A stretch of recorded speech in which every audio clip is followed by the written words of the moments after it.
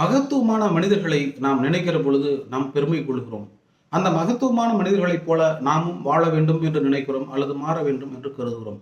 நமக்கு இருக்கக்கூடிய மிகப்பெரிய சிறப்பு என்னவென்று கேட்டால், நாம் மகத்துவமான மனிதர்களாக நம்மால் மாற முடியும்.